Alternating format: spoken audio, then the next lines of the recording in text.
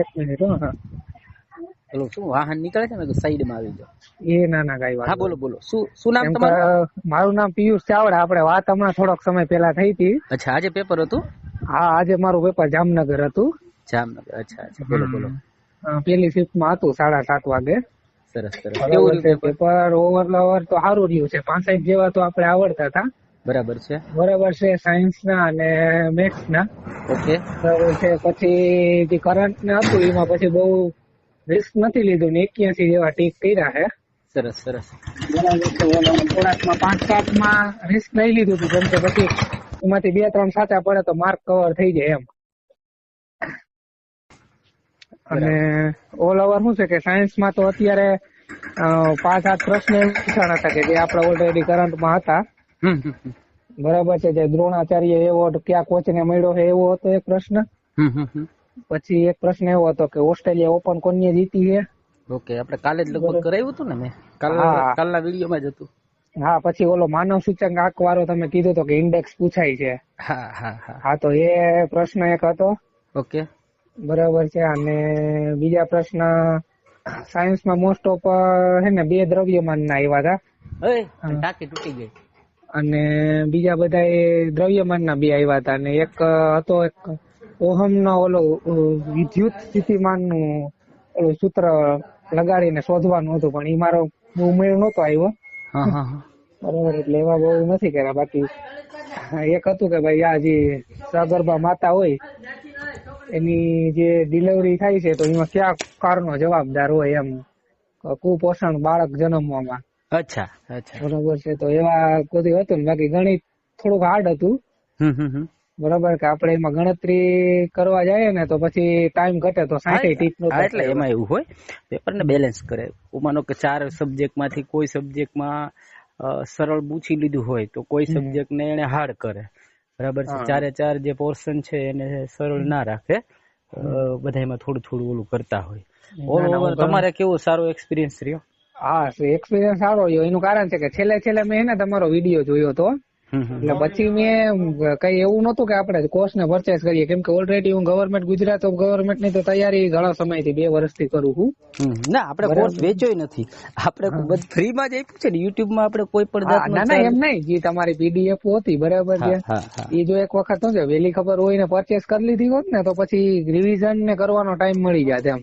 બરાબર છે. અત્યારે હું ઓલ ઓવર મારે 2 લીફમાં 2 એક્ઝામ હારી ગઈ હતી ને 2 લીફમાં મારું ડોક્યુમેન્ટ વેરિફિકેશન થઈ ગયું છે.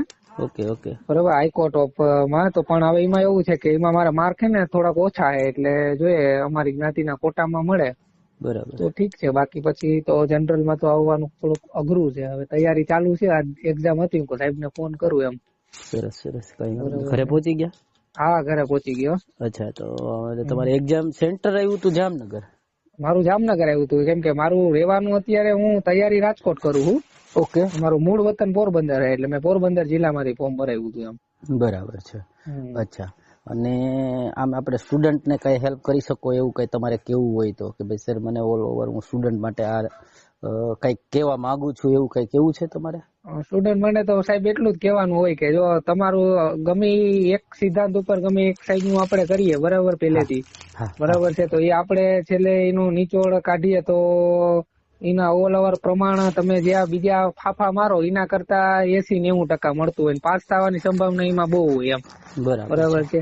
તો પહેલેથી તમારી સાથે જોડાઈ ગયેલું હોય જે તે વિદ્યાર્થી. મેં તો હમણાં જ જસ્ટ 1 વીક પેલા જ તમારું બધું જોયું છે, પણ મને એટલી ખબર છે એટલા અનુભવ ઉપરથી કે તમારું જે સાથે જે વિદ્યાર્થી પહેલેથી જોડાઈ ગયેલું હોય તો એને સાયન્સમાં, રીઝનિંગમાં ને મેથ્સમાં એમાં બહુ ઓલ ઓવર બધા માર્ક કવર કરી લે એમ. આપણે લગભગ બધા ટોપિક જે છે ને એના નાના નાના વિડીયો બનાવી અને આપણે કરાવ્યું છે. પણ શું થાય છે કે સ્ટુડન્ટ એક્ઝામ આવે ને પછી એ જોવાનું ચાલુ કરે અથવા તો શોધે કે આવું કઈ છે આવું કઈ છે. પછી એની પાસે એટલો સમય ન હોય અને પછી એની ડિમાન્ડ વધી જાય, સર આ કરાવી દો ને, આ કરાવી દો ને, આ કરાવી દો. ઓલરેડી આપણે એ વસ્તુ 6 મહિનાથી ભૂખતા જ હોઈએ, જેથી કરીને સ્ટુડન્ટ એક્ઝામ સુધીમાં બધા પોઈન્ટને એકવાર ટચ કરી લે, બધા કોન્સેપ્ટ એકવાર સમજી લે, બધાને અડી લે. ના મેં આટલા ટાઈમથી ગ્રુપ ડી ની તૈયારી કરું. પણ મેં કોઈ દ્રવ્યમાન ની બધા દાખલા ગણ્યા જ નતા. તમારા વિડીયો જોયા ને તો પછી સરળ લાગ્યું એટલે પછી મેં ઈ પ્રેક્ટિસ કરીને ગયો તો એમ. હા હા, એટલે આપણે જે પોઈન્ટ બનતા હોય ને એ બધાને કરાવ્યા છે. અને મેં એના માટે 8 ટેસ્ટ સરસ મજાની બનાવી હતી કે છોકરાઓને એકવાર કોન્ફિડન્સ આવે, પોતાને એવું થાય કે ના ના 25 માંથી હું 12, 15, 20 જે કવર કરી શકું એટલા કરીએ. એટલે આપણે ફૂલ સપોર્ટ આપેલો છે ને ફ્રીમાં જ આપેલો છે. હા ના, એ ફ્રીમાં જ આપી ગયેલ છે, મેં જોયું છે. બરાબર છે. એટલે બહુ સરસ હતું તમારું, ઘણો બધો ફાયદો થયો ફોલોવર. બરાબર છે, કેમ કે ઓછામાં ઓછા માનો ને કે એક વીક થી તમારે ફોલો કરવું એટલે 8 થી 10 માર્ક નો ફેર પડે એવું લાગે એમ. બસ એનાથી મોટું શું હોય ભાઈ, આપણે છોકરાઓને હેલ્પ થાય, એને અંદરથી એમ થાય કે ના ભાઈ મને આમાંથી કઈક ફાયદો થયો. બરાબર છે, બસ એ તો આપણે જોઈએ છે છોકરાઓ માટે, એટલા માટે તો કરીએ છીએ. 100% એમ કે ભાઈ વેલું કઈ આપણે એવું કઈ વિડીયો કે આડા આવ્યા હોય ને વેલી જો ખબર પડી ગઈ હોત તો આપણે ઓલ ઓવર બધા વિડીયો જોઈ નાખે, ટેસ્ટ બધી સોલ્વ કરી નાખે તો પછી વધુ ફાયદો થાય એમ. સરસ સરસ, કઈ વાંધો નહીં, તમે પાસ થઈ જાવ એવી અમારી શુભેચ્છાઓ છે. બરાબર. બાકી કઈ રીઝનિંગ માં કેવું હતું ઈ કયો, કઈ છોકરાઓ રીઝનિંગ માં હે ને જો મારે પોર્શન જે આવ્યો ને એમાં તમને આપણે હે ને સ્પેલિંગ આપી દીધા હોય કે ભાઈ માનો કે અજય છે, રોહિત છે અને કિશન છે, અમે એના કોડ આપી ગયેલ હોય કે FB CG, બરાબર, એવા કોડ આપી ગયેલા હતા.